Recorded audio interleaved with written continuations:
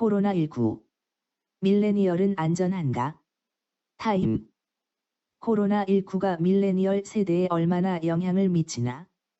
새로운 CDC 데이터로 짐작해본다. 2020년 3월 19일. 마스크를 쓴 여성이 블루밍턴의 크로커 슈퍼마켓에서 세정제 제품들을 둘러보고 있다. 코로나19가 노인층에게 더 위협적이기는 하지만 밀레니얼 세대도 감염자의 상당수를 차지한다. 트럼프 행정부도 브리핑을 통해서 특별히 이 세대의 젊은이들에게 집에 머물 것과 사회적 거리두기를 통해서 바이러스 전염을 억제하자고 호소했다. 소셜미디어에서는 코로나19에 감염된 건강한 젊은이가 심각한 상태에 빠졌다는 소문이 돌기도 했다. CDC에서 새롭게 발표한 자료에 따르면 젊은 사람들도 상당수가 감염된다고 한다. 20세에서 44세 사이의 젊은이들이 코로나19 확진자의 30% 가까이 되고 입원 환자의 20%를 차지한다. 연령대를 45세부터 54세까지 추가하면 그 비율은 각각 50%와 40%까지로 커진다. 이 같은 사실은 다소 이례적인 것으로 노인층이 더 심하게 앓고 합병증을 유발할 가능성이 높다는 점을 무시하더라도 글자 그대로 받아들일 것은 아니다. 젊은이들은 어찌됐든 질환이 심각해질 가능성은 낮다.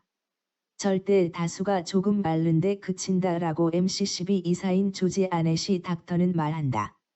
중국 데이터를 살펴보면 노인층 가운데 기저질환이 있거나 건강 상태가 안 좋은 경우에는 크게 앓거나 사망할 가능성이 높은 반면 아이들은 크게 영향을 받지 않는다. CDC 데이터도 젊은이들은 감염될 수는 있지만 ICU나 사망 같은 상태로 이행되는 일은 드물다고 한다. 65세 이상의 노인 환자는 입원 환자의 3분의 1, 집중치료실 환자의 절반 이상, 사망자의 대부분을 차지한다. 미국에서는 사망자의 단 5% 정도만이 19세 이하이다. 보고서의 모든 수치에는 함정이 있다. 지금까지의 결론은 3월 16일까지 CDC에 보고된 4,200건을 기반으로 한 것이다. 미국 내 검사 수가 적어 미국 전체의 종합 추산치가 과소평가된 결과이다. 우리는 지금 증상이 심하고 눈에 띄는 경우들에 집중하고 있을 뿐 모든 경우를 검사한 것은 아닙니다. 증상이 덜 심한 경우는 포함되지 않는 상황이어서 검사 수가 늘수록 증상이 악화되는 환자의 비율은 더욱 낮아질 것이라고 아넷이는 말한다. 심지어 해당 보고서 내의 많은 부분이 미지수이다. CDC 보고서는 약 2,500건만 대상으로 환자의 연령을 분석한 것이다. 그 가운데 500건만 입원 치료까지 받았고 120명만 ICU로 보냈으며 약 40명이 사망했다. 그렇다고 보고서에 오류가 있다는 것은 아니다. 다만, 초기 데이터를 분석한 것이라는 것이다.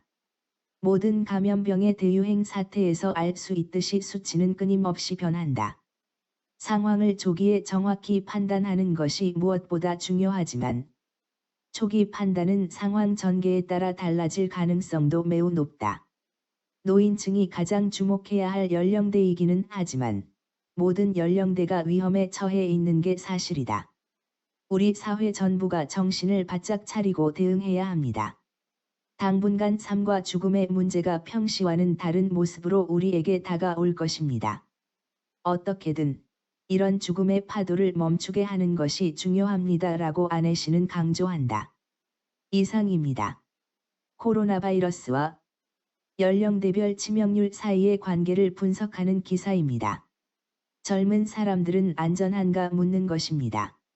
노인층이 가장 취약한 계층인 것은 맞지만 젊은이들이라고 해서 안전한 것은 아니고 최종 치명률의 차이는 사태가 진정된 다음에야 정확한 데이터가 나올 것이라고 합니다.